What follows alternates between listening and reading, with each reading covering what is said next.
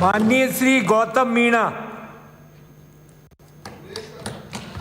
माननीय सभापति महोदय, आपने महामहिम राज्यपाल महोदय के अभिभाषण पर बोलने का मौका दिया, धन्यवाद। माननीय सभापति महोदय, राज्यपाल के भाषण में सबसे ज़्यादा कोरोना की बात आई है।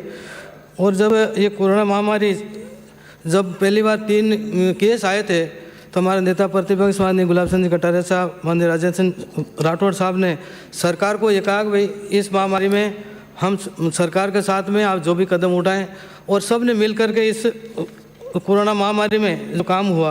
लेकिन सत्ता पक्ष के सदस्य बार बार कह रहे हैं कि देश के प्रधानमंत्री नरेंद्र मोदी जी ने सरकार की प्रशंसा की, ऐसी बात है। लेकिन ऐसा तब होता कि इस महामारी के अभिभाषण में एक लाइन लिखवाते प्रधानमंत्री जी को धन्यवाद, तो बहुत अच्छी बात होती, लेकिन ऐसा नहीं हुआ। सरकार के जो महामहिम ने जो भाषण दिए हैं, लेकिन सरकार ने सिर्फ नाम बदलने का काम किया है। गौरव पथ का नाम बदलकर विकास पथ किया, मुख्यमंत्री जल संवर्धन योजना का नाम बदलकर राजीव गांधी जल संचय योजना कर दिया, अन्नपूर्णा रसोई का नाम बदलकर इंदिरा रसोई कर दिया। अन्नपूर्णा माता जी ये कोई भारतीय जनता पार्टी का सदस्य नहीं था, फिर भी आपने नाम बदला, कोई बात नहीं, लेकिन काम जो होना चाहिए वो काम नहीं हुआ। मैं माननीय कृषि मंत्री जी ने कहा कि प्रधानमंत्री फसल बीमा योजना 16,23,000 कृषकों को दिया, कोई अच्छी बात है। लेकिन मेरे विधानसभा क्षेत्र दरियावद में जो कृषकों का राजस्व रिकॉर्ड में उनका नाम बोल रहा है उदयपुर जिला में बताया जा रहा है, उनको क्लेम नहीं मिला है, तो इसका ध्यान रखें। एक मेरी दूसरी बात और है, गत बजट सत्र में माननीय मुख्यमंत्री जी ने दरियावद में कृषि मंडी खोलने का जो घोषणा की, इसलिए धन्यवाद। लेकिन कृषि मंत्री जी, आपको जो आपके अधिकारी जो जानकारी देते हैं वो बिल्कुल गलत है।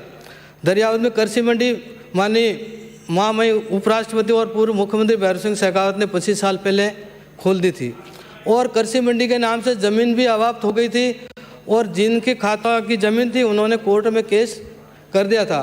तो 25 साल से वो मुकदमा चल रहा है। और ये बात मैंने पहले भारतीय जनता पार्टी की हमारी सरकार में रखी थी, तो मैं वहाँ प्रभुलाल जी सैनी मंत्री थे, तो उनको कहा, तो उन्होंने अधिकारियों को कहा कि मुझे जानकारी गलत दी है। तो वर्तमान कृषि मंत्री जी से मेरा निवेदन है, ये आपके अधिकारी गलत जानकारी दे रहे हैं। वहाँ कृषि मंडी की ज़मीन भी कृषि मंडी के नाम से हो गई, और कोर्ट में केस चल रहा है, तो वहाँ वकील करके उसका जो भी निपटारा करना करें। और 1 बीघा ज़मीन के ऊपर तो स्टे नहीं है, और वहाँ सिंचाई विभाग की कॉलोनी जाखम बांध की कॉलोनी भी की ज़मीन पड़ी है। अगर उसमें जो भी निर्णय आए वो कर करा के कम से कम वहाँ कृषि मंडी का काम करें। लेकिन मेरा आपसे निवेदन है कि आपके ये जो अधिकारी आपको ये जानकारी देते हैं गलत, इस पर आप थोड़ा विशेष ध्यान करें। बिंदु संख्या 21 में अंतिम लाइन में लिखा है कि यूरिया की आपूर्ति निरंतर जारी है। यहाँ मैं सहकारिता मंत्री से कहना चाहता हूँ, मेरे दरियावद में कालाबाजारी हो रही है, और लोग मतलब ज़्यादा पैसे में वहाँ खाद खरीद रहे हैं। किसी लैम्स में या किसी सहकारी समिति में कोई भी खाद बीज ये नहीं मिल रहा है। दूसरा, मेरे विधानसभा दरियावद में मतलब दरियावद से लसाड़िया जो सड़क है 3 साल से उसका काम चल रहा है। सिर्फ उसके ऊपर रोक ये थी कि सोड़ी करने पर रोक थी, लेकिन पुरानी जो 4 मीटर सड़क थी उसके ऊपर कोई रोक नहीं थी। लेकिन वो काम भी पड़ा है, उस पर गिट्टी कर दी है, लेकिन डामरीकरण होने से लोगों को आने जाने में बहुत दिक्कत हो रही है। एक लसाड़िया में कॉलेज है, वो भी 2.5 साल से काम चल रहा है, 2.5 साल में वो 7 लेवल तक भी उसका काम नहीं हुआ। तो मेरा निवेदन है, ये जो सरकार खाली बात करने से और अभिभाषण में खाली वैवाही लुटाने से तो कोई फ़ायदा नहीं है, लेकिन विकास का काम नहीं हो रहा।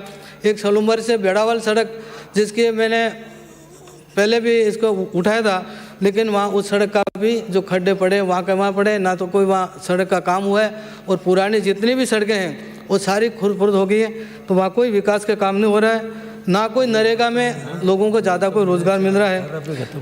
2013 में एएनएम और सूचना सहायकों को ये भर्ती निकाली गई थी, उसका क्या हुआ? सरकार इसका जवाब दें। उस प्रक्रिया को तो बंद कर दिया, और नई भर्ती 2018 में निकाल दी गई। 2013 के अभ्यर्थियों हताश होकर दर दर की ठोकरें खाने को मजबूर हैं। कुछ तो ओवरेज हो गए, आए दिन आंदोलन कर रहे हैं, इस पर भी सरकार इस पर ध्यान दें। बिंदु संख्या 41 में माहवाड़ी केंद्रों का संचालन लाभान्वित किया जा रहा है, ये रखा था। सोचने का विषय यह है कि कई जगह तो भवन ही नहीं है और कई जगह तो जर्जर अवस्था में है और कई जगह पेड़ों के नीचे बच्चे पढ़ रहे हैं, तो इनके भवन की भी ये सरकार करे, व्यवस्था करे। और दूसरा, हेडपंप मिस्त्रियों की हमारे वहाँ ज़्यादा समस्या है। समाप्त करें माननीय सदस्य, समाप्त करें। शुरू नहीं किया, कैसे समाप्त करें? बोलने थे। मैं जो कह रहा हूँ, जो बात बिल्कुल सही कह रहा हूँ। कोई सरकार की आलोचना, 1 मिनट में समाप्त करें अपनी बात। अब सरकार की आलोचना के लिए खड़ा नहीं हुआ। हमारे क्षेत्र में हर पंचायत समिति स्तर पे एक